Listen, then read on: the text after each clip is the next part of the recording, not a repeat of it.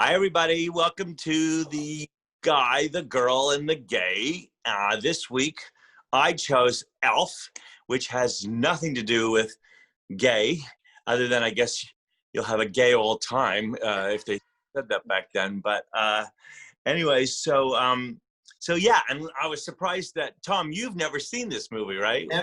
Never seen it. And since you brought it up, and since I watched it, everyone that I've talked to that I've told gives me shit. How could you not have watched that? How could you? What do you mean you don't? What are you talking about? There's no grasping the thought of this, me missing this. No. So, and now I understand. After watching it, I understand. I was so glad to watch this movie. It's the top of my list. It kind of beats out Christmas Vacation, which is another favorite of mine. But this movie brings me just joy. And I've seen it so many times, but every time I have visceral reactions of happiness, of shock when the raccoon jumps on him. I get gagged when he eats the gum on the sidewalk. I can't ride an escalator without like having one leg, you know. So there's things that have permeated my life. When you're looking for a Christmas film, right, there's a lot that cater to kids, but there's adult jokes in this. Like there's something for everyone to enjoy, and it's funny, and I don't know, it's kind of thought-provoking in a way, and you also, it has heart, you know, like behind all the goofiness. And again, like we talked about with the last, oh my gosh, with Young Frankenstein, the commitment, Will Ferrell's commitment as an actor to this character is the only way it worked. Like he embodied this character. It was a reality to him. He made us be part of it, and you really felt like he was experiencing the world for the first time. And I think that's what makes it so relatable and brilliant. There's no doubt about it. How he stayed, and only he could pull that off. If it were an actor, I don't know that they could have pulled it off like that. You know, it's first of all, I have elf pajamas, by the way. But you know, I did not like Will Ferrell before this movie. I don't know why he looked like what Bad Breath would look like if it was in a human form. And he didn't do anything for me on Saturday Night Live or whatever. I mean, you know, so when I saw this movie, I was like, oh, great. You know, Will Ferrell, here we go again. But whoever wanted to go see it, I figured fine or whatever. And of course, I fell in love with him because he was brilliant. I feel the same way, by the way. I was never a fan of Will Ferrell's. The only thing, the Saturday Night Live thing that he did with the cheerleading. Yeah. It was like, that was hands down solid, so great that I went, oh, that dude. And he kind of broke it for me there. But yeah, same as you. And then with this, I fell in love with him. I was like, oh, okay, all right, I got it. I'd like to hear your experience, Tom, because, you know, it's your first. Well, also, what you said really, to me, there aren't that many movies that across the board it's ageless and everybody enjoys it, you know? Not a lot of movies that do it. This one absolutely does it, and at no point do you go, oh, this is a chick flick, or this is a, you know, or, I mean, I sit there with my mom. We watched Blue Ruin. No. Won a bunch of awards and everything. It was the most gory, great movie. Great movie. So gory. And I looked at my mom because we just watched Elf the night before. I watched my mom's face, 82-year-old woman, and she had the same face, by the way. She was like,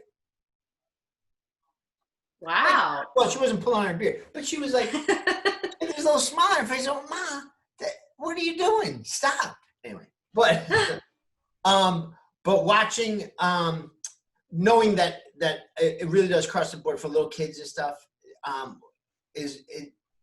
don't know, that's a big feat to me to create something like that. Why are elves always dancing? They're just always dancing.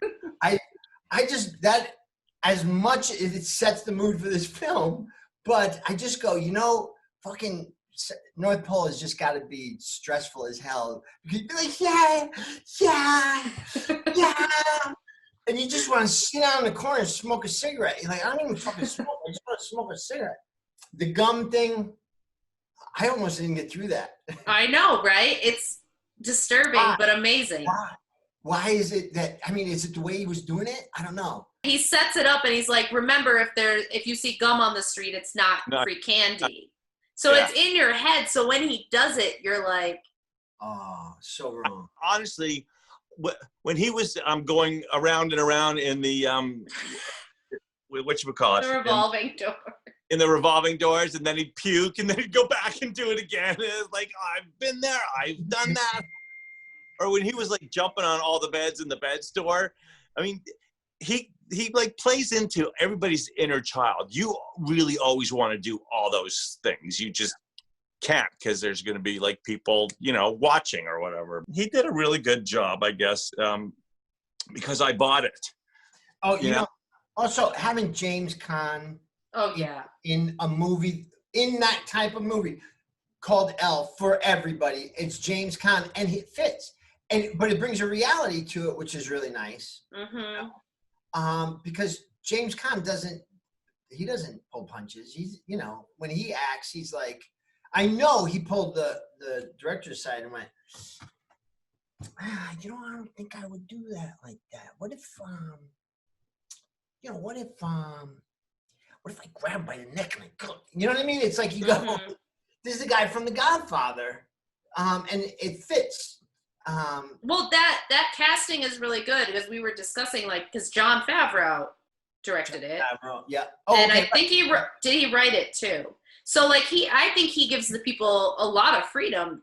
There's something about his direction, I'm sure, that really helped solidify that. Because James Caan is phenomenal. Yeah. And I love Mary Steenburgen, or whatever her name is. And Zoe, I thought was incredible. I didn't know Zoe sang that good. She has a band. Yeah, she and him.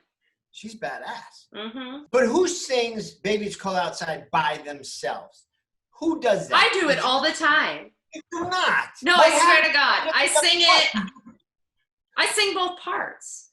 You sing both parts. Okay. Yeah. That's like talking to yourself. Just saying. I'm just saying. Oh, I talk to myself too, though. So, I mean, that's my dogs have voices, so I buy it. There's a lot of weird. I make up jingles for my animals, so, I'm not normal. Yeah. I don't know if this argument, it works. if you sold at me on anything more, all you did was make me go, yeah, you do. And he hits all the buttons on the elevator. That makes me cringe too every time. And when he plays like tickle fight with the other guy, that was an uncomfortable moment for me, that I went, oh man. If somebody wanted to play like tickle fight with a grown man said tickle fight, I would be like, what are you doing? Why? I'm sorry I missed it. It's not, I really thought that I knew it had the schlocky in it. I knew it had the silly, him being an elf, and I knew that was all there, but I didn't know how good it was. Yeah. And it really crossed over the line of good. And I think it's commitment, like we've been saying with Young Frankenstein and what you said. It is with that commitment, and it's not just phoning it in, Mm-hmm. And it's commitment from everyone. Like you were saying, James Caan, as the straight man, an extreme kind of, but he's grounded, but it's also an extreme version of like the crotchety guy. You couldn't get he brings the humor, like the crazy things that Will Ferrell's doing. If he also was crazy or over the top, wouldn't work. There's something about them. I'm glad you enjoyed it, and I hope it's put into your rotation for the holidays. Absolutely. Yeah. Eric, I'll go online and get you those pajamas. They're real squishy too. Like they're fun. So the pie chart is evenly done. 30. We all agree this is a classic, made for everybody. 33.3%. And now every human being has watched it in the world. Now we know. Tom finally has watched it. You were it. So pie chart, we've decided we're dividing it all up. Everyone loves it. It's going on everyone's nice list. Should we do what's it called? Hold on, I got this. Like when you ruin the movie for somebody, you need spoiler? Spoiler. Should we ever do spoilers on this? Yeah, we kind of do. We spoiled the shit out of Fight Club. So Yeah. But that was 20 years ago. If you haven't seen Fight Club, you deserve to get spoiled. I'm sorry. Like Sixth Sense. He's dead. Fucking, if you haven't seen it, he's fucking dead. So if you haven't seen Elf, don't tell us, please. And or you can comment. But like, share. Love you guys. See you later. Bye.